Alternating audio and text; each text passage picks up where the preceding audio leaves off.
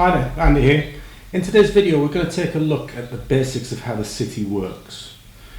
When you look at the city in its entirety, it's confusing and complicated. However, what you need to remember is that it's effectively performing one major function. Namely, it brings together investors, i.e. those with money who want to make a return, with borrowers, those who need money and are willing to pay over the long run for the money now. The city sits in the middle and essentially has lots of ways of taking a cut of the money that's changing hands. In future videos we'll take a look at the role of the banks, the brokers and other players and what they perform within that structure in more detail. It's worth remembering no matter how complicated the institutions or the products being used are, the basic purpose is always the same.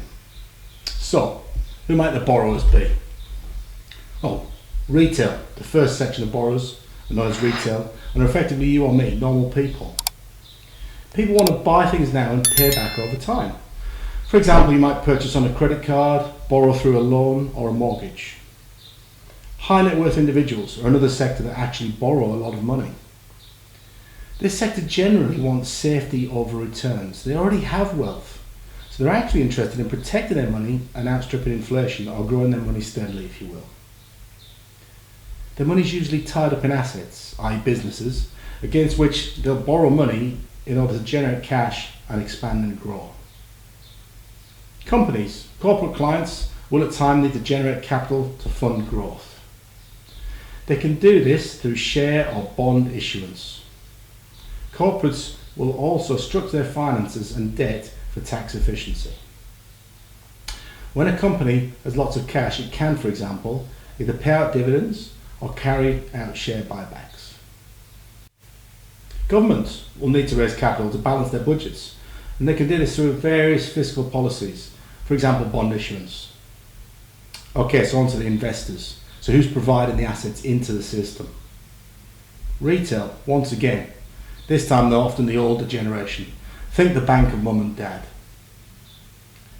Pension funds. Pension funds want to make money grow steadily over the long term, ideally outstripping inflation. They therefore generally have low risk appetites and long time horizons. Insurance companies. Most insurance policies are held on a yearly basis, for example car and house insurance. However, life insurance is held for much longer. It needs to grow over time, not dissimilar to a pension pot, so it's managed in a similar way. Sovereign wealth funds. These exist, for example, in Norway, Abu Dhabi, Qatar, Saudi Arabia. In other words, places where countries gain wealth from natural resources such as oil and gas and want to protect that wealth. Their investment horizons are usually very long term. It's worth noting that at a high level, there's effectively two markets where the transactions then take place.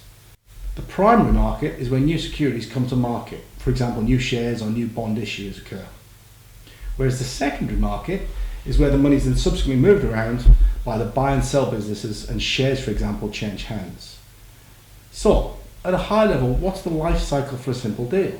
Well, effectively there's three parts to any deal.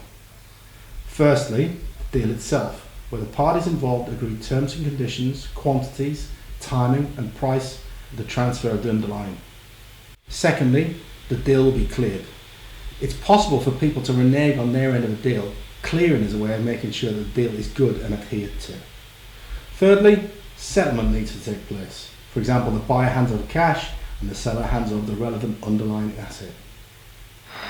In future videos, we'll look into each part of this process and the parties involved in more detail. If you found this video useful, please subscribe and I'll continue to take you on a journey of learning. Everything you've ever wanted or needed to know in order to understand how to trade. Until next time, good luck.